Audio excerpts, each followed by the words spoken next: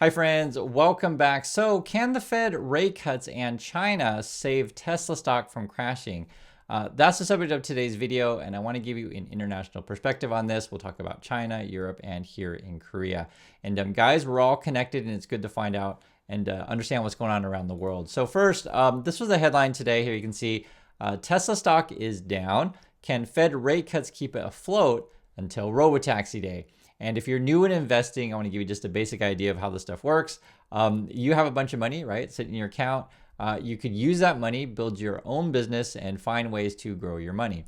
Or you could essentially invest and give the money to another person or another company, right, someone else, and then you can just rest at your home while that business puts your money to work and essentially grows your money that way. There's a couple ways to think of it. One would be some companies share the profits with you through dividends. Other companies use said profits to reinvest in the company and grow their business. And the idea is that, again, they're going to grow their money faster than you could do it on your own. And so one of the things that when we look at the news around the world, and we do this every day, is what are companies doing to grow their money? So in the situation of Tesla, what they do often is they give you these big promises that don't necessarily deliver what they promise. However, how long can you keep the promise going and the illusion going? Because people will still keep buying your stock. That's sort of what this is. And the new promise that they're going on in the future is that they're going to make a bunch of money with robotaxis, right? And for me, I think the robotaxi thing is a joke. It's a joke in the sense of like, come on, let's be real. But if you get enough people to believe in the dream that you're all going to make a bunch of money with robotaxis, then it becomes essentially a big Ponzi, which is much of the market, though. It is real. You can make money on a Ponzi, but how long can this last? This is fun to track this stuff. Now, regarding the robotaxi thing, Wall Street is already pumping this up. They got an announcement event, that's Tesla, on October 10th. And I want to go through a couple of things that are being said over there in Wall Street land. And this is coming from Pierre Farreau over at New Street. And he asked a question of Elon Musk during the earnings call, like, hey, do you think you're going to scale these robotaxi things a lot? Do you need a certain number to where they become profitable, et cetera? Those kind of questions. This was Elon Musk's answer, and listen to his answer. It's interesting. So Elon Musk replied with a stern tone, talking about robotaxis. I guess I'm not conveying this. He said conveying. I guess I'm not conveying this correctly. The entire Tesla fleet basically becomes active, right? So you flip a switch, and I guess all these Teslas that you got out there in the world become robotaxis. This is obviously, maybe there's some number of people who don't want their car to earn money, but I think most people will. It's instant scale. So according to Elon Musk, they'll flip a switch, and suddenly every Tesla will be a robotaxi available or ready, or however you want to say it. And instant scale is the word that he uses. And this is sort of why when I read this language and look at the pumping, is why I call BS. Now, some people will buy the stuff, for example, or try to sell the stuff to people who will buy the stuff. For example, Bank of America, they came out today and they said here, Bank of America sent a note that the robotaxi event, again, this is October 10th, if done correctly, has the potential to be a big catalyst. And this is more quote here. Not only will the company showcase of full self-driving advancements and even potential demonstration of a driverless robotaxi be enough to get shareholders excited, but Bank of America also notes that the company's showmanship, right, at these events usually has a positive impact on the stock. So essentially what we're watching for on October 10th is can the circus and P.T. Barnum, also known as Elon Musk, impress people enough to put money into said company and believe in the dream that robotaxi is all going to make you a bunch of money. Now, they have to sell you the dream, guys, because you're getting this kind of news. Now, I'll show you guys what I mean by that. And why it's fun to track Tesla and also to understand the market is we're having slowdowns in China, right? We've been talking about this for the last couple of years. They have a real estate meltdown, and that sort of affects everything in the economy in China, but also the world. So, for example, this is a headline today: VW targets job cuts in China to lower costs as sales slump. Right? They're just not selling enough cars over there. Now, you can certainly make the case they're getting beat by the competition. Be it by local manufacturers, be it Chinese cars or Tesla, which is kind of a pseudo local one, which we'll talk about in a minute here. But the basic gist of it, though, is that, depending on your point of view, if you want to take the super bullish case, you say, wow, Tesla's awesome and the other Chinese companies are awesome and VW is awful. But I would argue it's yes, you could say they're getting beat by competition, but it's just the overall pool of money is not there anymore, right? The party is over. For example, there's another headline here: China budget spending slide deepens in worrying sign for the economy. The basic gist of it is real estate sales are down, so the government doesn't have as much tax revenue as it did before because they get a bunch of tax revenue from that, and it's hard to keep this party going. So one of the things that it's interesting, the Chinese government, what they're trying to do now in order to revitalize the real estate market is they're loosening regulations. So in the past, in a city like a Beijing or a Shanghai, and I've lived in both cities, and I've also lived in Shenzhen as well. You have to have like a permit to buy a house because and this is a complicated issue, but the basic gist of it, say in USA, if you're American, you can just move to any city you want, live wherever you want. It doesn't matter. In China, though, they have to put limits because you just don't want every single person to live in, say, Beijing. It's overcrowded, so they have to put, regulations, kind of stuff. And then you put in regulations on, who can buy a home there, et cetera. So they're actually loosening that thing up on who can buy homes in, bigger cities. The other thing that they're doing as well is they're saying, hey, if you buy your second home, we'll treat that like, say, your first home, meaning that, lower down payments, lower interest rate, that kind of stuff. So this is sort of the stuff that they're trying to do to get things going again. And we'll see. I mean, one of the problems is, I'm sure you guys know, if you loosen regulations, maybe you're giving loans to people who shouldn't have them, be it they can't pay it back or over leverage, et cetera. So there's that. But when in doubt, get people spending. This is something else that's a big problem in China. And again, this all relates to every company out there trying to sell stuff, not just Tesla, but trying to sell stuff to Chinese consumers, is the youth don't have jobs, right? I think their unemployment's at 18% for young people. I had a chart here. Yeah, it keeps going up. And these are, I know this chart's kind of convoluted, but it's the bright green line is what you want to look at. And essentially we're looking at August numbers, and they're higher than the past 5 years. So we'll see if that keeps spiking up. There was a point in 2023 where China, quit releasing numbers on youth unemployment because it got so high, and that was back because so we don't know what the unemployment was exactly in 2023. But that was back in June of last year that they quit releasing numbers, and that's when unemployment for youth people, or young people, I should say, young people was over 20%. So I think it's like at 18 right now. So that's certainly a concern. When you also talk about this stuff as well, and this is the article I'm going to show you guys on the Shanghai and Beijing thing. You also want to talk about what's going on in Europe. So in Europe, there's a slowdown, and I can find the article here, but I just tell you, Tesla sales are down, 36%.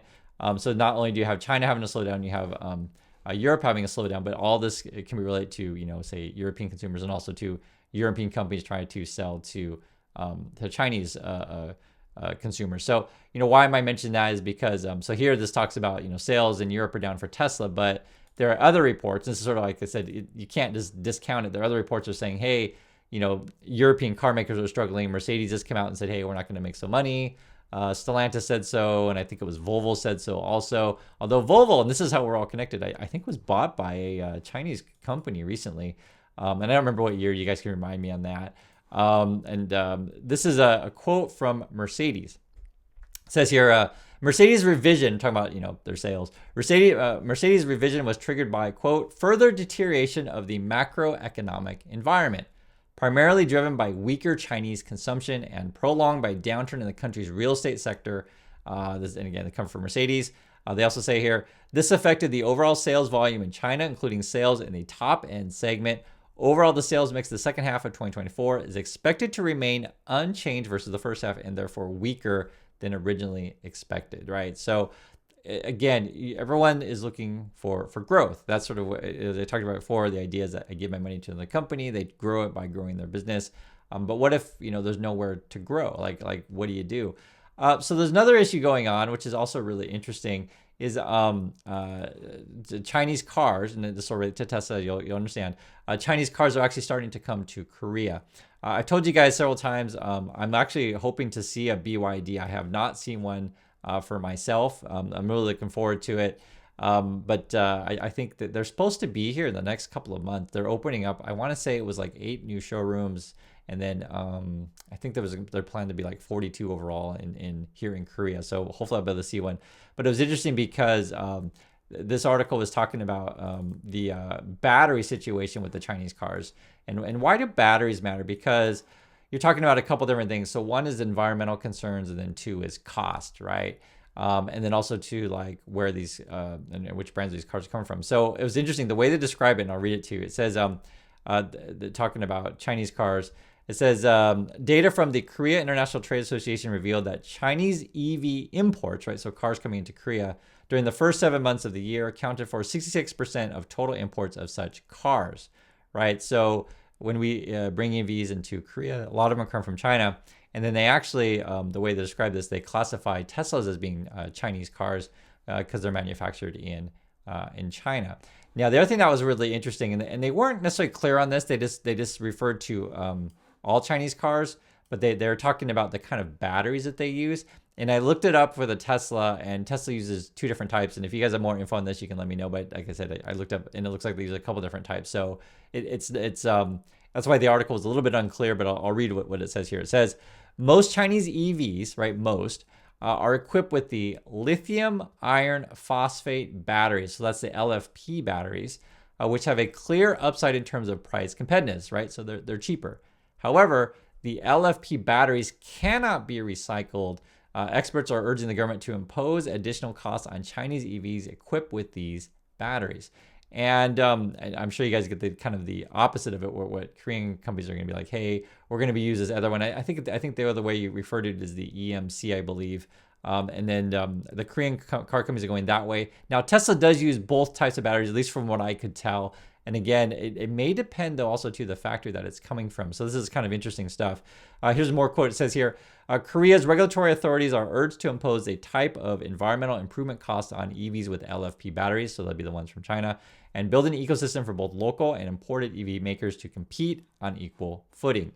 Now, if you understand kind of what we're talking about here, and this gets to where it gets to be really complicated, and you involve global politics, is that essentially, one of the reasons why I say Elon Musk won't, say bad things about Russia, or why he has such a big interest in Brazil, or maybe he's interested in Congo, or whatever. It's sourcing your materials to build your batteries, right? And Russia's got a bunch of this stuff, and someone was mentioned before that Musk was partnering with the was it the Bolsonaro guy? And you guys correct me if I pronunciation right, but the more sort of right-wing one, because maybe there was some sort of deal in place for Elon to grab that lithium and whatever materials you need from Brazil, right? And it could be a similar situation with China or Russia, why he doesn't talk bad about certain governments. So, don't pretend that he doesn't care about money. He certainly does. And then it was kind of funny where they're referring to this as white gold. The other thing too, which I want to mention with the whole recycling thing, is I think this is not talked about enough. I was looking into this stuff, and one way it was fascinating, they were talking about, Tesla likes to brag that they recycle 100% of their batteries. Now, according to Vice, and I was reading through this stuff, and I'm sure Tesla will give you a different version because that's what they do. And if you go to Tesla's website, they say, oh, yeah, we recycle everything. But it's like not exactly what you think it is. So it may be true that Tesla, quote, recycles, but what they could mean by that is they give their batteries to another company. So they say, oh yeah, we totally recycle. We give all our stuff to another company, right? So from Tesla's point of view, they could say they recycle, but then that other company could do something else. And the other issue is like, they may only be able to extract like part of the battery, but not necessarily all of the battery. And then the other issue was, I guess, the way that Tesla makes their batteries. And this is, and this is sort of like, and I always tell you guys on the channel where I like having a smart community, because we have a lot of smart people in the community that, but know more about this stuff than myself. I'm not a battery recycling expert. I don't pretend to be, but I'll tell you the basic gist of it is, and this is coming from Science, the magazine. So they were saying that the way Tesla builds their batteries is different than other manufacturers, and they may use like an adhesive that is hard to tear apart. And so when you're trying to recycle said things, you may have to use like a some sort of chemical that's really toxic to tear the battery apart. So the point being is like, guys, I'm actually all for the environment. I mean, and I actually like the idea. I say the idea of electric cars, if can have clean air, clean energy, etc. But we have to be honest about the full manufacturing process of said things. Are we using materials that can be recycled? Are we manufacturing in a way that to recycle said thing, you're not also poisoning the land, etc. And this isn't stuff that, unfortunately, that isn't talked about enough. I think it's important issues. And, talking with you out loud, theoretically, lithium and batteries like this stuff isn't the future. Maybe it's going to be some sort of water-powered hydrogen car somehow in the future. That's been sort of the dream for years. And again, I'm not an expert in hydropower for cars or whatever, but I am well aware that that is sort of like the gold standard of what to say, of technology. Is having like clean, renewable sources of energy, and hopefully we do move that way. So when people ever ask me about this kind of stuff, I'm all for, guys, renewables and that kind of stuff, and I'm also all for transparency and honesty from companies, but you won't find it from Elon Musk, of course. One of the things I want to point out though too is that, guys, it's not just the U.S. market. We have corruption here in Korea, although it is related to the USA, and I kind of want to give it an idea of like what happens around the world. So this is the headline today for us. Korea Exchange probes Morgan Stanley over placing sell order of South Korea Hynix shares. So basically the gist of it is that 2 days before Morgan Stanley, so here in Korea, they put a sell order for and actually we have this stock, my wife does, the Hynix shares, and then they put the sell order, and then like 2 days later they put out a downgrade report to drive the stock down. So, obviously there is a bit of shenanigans going on with that. We'll see, for sometimes these kind of companies, they just pay the fine and do business as usual. If you're from Elon Musk's point of view, you would deny the claims and try to get out of the fine and just kick and scream. But like I said, for Wall Street, they'll just pay the fine. It's like, fine, you got us. And it's kind of crazy because like, it doesn't really stop them from doing it. So then you gotta figure out a way to make the fines really, really big, or et cetera. It's just the name of the game. So I want you to understand that we have market manipulation here as well. Other things too that are related to Tesla, or you could say Elon Musk, is we actually have a big issue with the deepfake stuff. The police just, and this has come from our news today. The police just arrested 3 people, and basically what they're doing is they're taking images from celebrities, and the other one is too, some of these people are minors.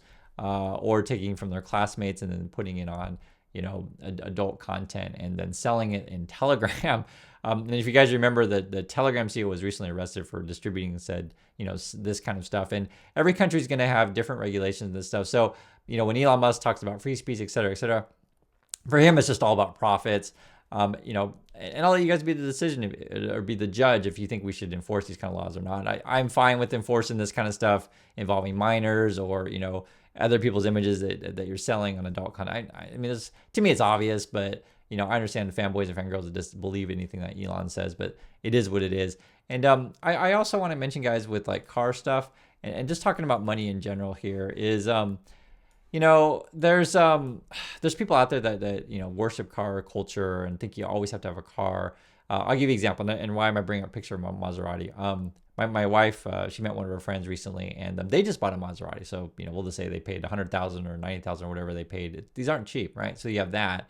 But it was kind of crazy. According to my wife, our friend, I guess they pay like $1,200 a month in insurance, which is just, I think that's a total waste of money. But that's just me. Yes, guys, I think Maseratis look cool. Don't get me wrong. That's a cool looking car. But, just that kind of money. And yes, if you're rich, if you can afford it, hey, do whatever you like with your money.